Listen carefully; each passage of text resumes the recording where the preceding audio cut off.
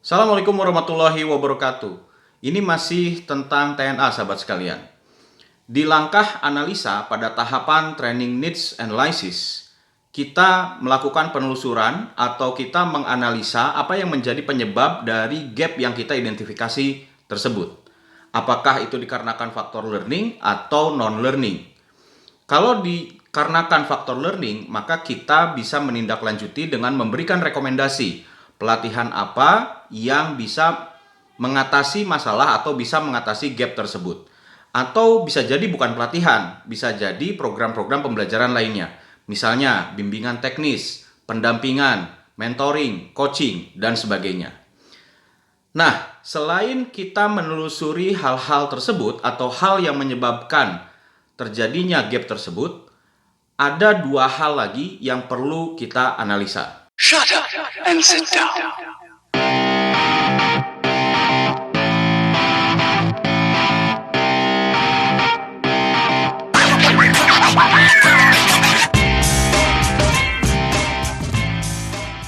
Hal berikutnya yang perlu kita analisa adalah work context atau konteks pekerjaan dari SDM yang kita analisis kebutuhan pelatihannya tadi.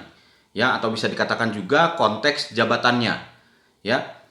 Misalnya seperti bagaimana alur proses kerja SDM ini. Kepada siapa dia bertanggung jawab? Bagaimana mekanisme dia berhubungan dengan orang-orang yang ada di sekitarnya? Bagaimana dia bertanggung jawab kepada atasan? Siapa yang membantunya? Bagaimana dia berhubungan dengan konsumen? Apakah secara langsung atau tidak langsung? Kemudian juga bisa kita analisa bagaimana dengan beban kerjanya. Apakah workload-nya cukup tinggi atau tidak?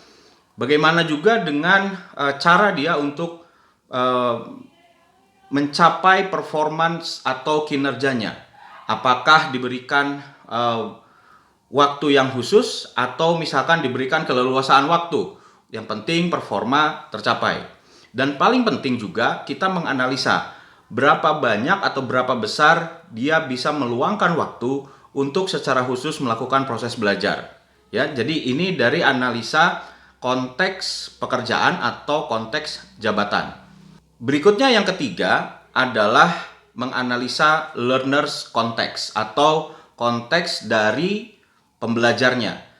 Jadi masih SDM yang sama, tapi kita analisa dari sudut pembelajaran, ya, dari segi pembelajaran. Contohnya misalkan, bagaimana gaya belajar atau kecenderungan belajar dari SDM tersebut.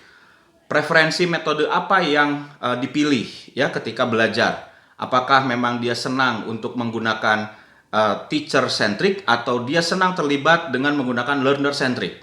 Ya, jadi walaupun yang kita bisa berasumsi atau kita bisa setuju dengan pendapat bahwa learner centric itu jauh lebih baik, tapi ada juga orang-orang yang memang secara kenyamanan dalam belajar dia memilih untuk teacher centric, ya. Jadi memilih untuk mendengarkan, menyimak, melakukan instruksi-instruksi yang harus dilakukan yang datangnya instruksi itu dari pengajar atau dari trainernya. Lalu kemudian apakah dia juga bisa melakukan proses belajar secara mandiri atau dia perlu belajar itu secara beramai-ramai? Ya, berapa persen dia bisa melakukan proses belajar secara mandiri dan berapa persen dia perlu melakukan proses belajar itu berkelompok atau secara beramai-ramai tadi? Ya, karena ini juga bisa berpengaruh terhadap proses pembelajaran, ya, terutama munculnya atau terjaganya motivasi belajar, ya. Jadi bisa dikatakan semua hal yang berhubungan dengan prinsip pembelajaran, kalau Anda pernah ingat atau pernah membaca prinsip pembelajaran orang dewasa dari Malcolm Knowles misalnya, semua hal yang ada atau disebutkan di prinsip pembelajaran Malcolm Knowles tersebut itu kita analisa, ya. Berikut ini adalah contoh dari kartu LNA atau kartu TNA, ya. LNA itu artinya Learning Needs Analysis, sedangkan TNA adalah Training Needs Analysis. Tergantung dari konteksnya, ya. Apakah kita mau learning ataukah kita memang spesifik ingin mengidentifikasi atau ingin menganalisis training.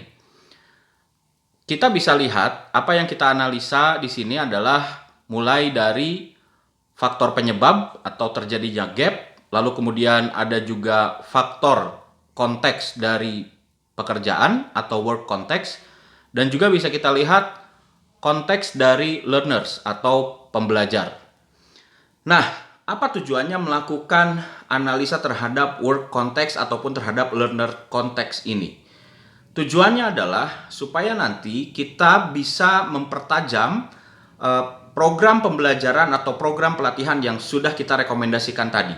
Ya, jadi ini kaitannya nanti dengan desain pembelajaran. Ya, informasi yang kita berhasil susun, berhasil kita bangun di tahapan analisa ini akan menjadi data yang penting, menjadi informasi yang penting untuk dikembangkan dalam desain pembelajaran. Nanti di sana kita bisa menguraikan tujuan pelatihan itu apa, lalu kemudian sasarannya apa, metodenya bagaimana, pokok-pokok bahasanya apa saja, cara evaluasinya bagaimana.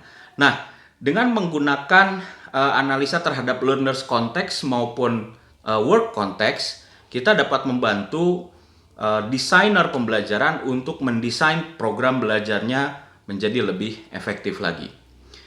Itu saja sahabat sekalian. Jadi sekali lagi 3 hal berarti ya. Yang pertama adalah faktor penyebabnya, apakah ini learning atau non-learning. Apabila learning, maka kita lanjutkan ke pemberian rekomendasi program belajar ya.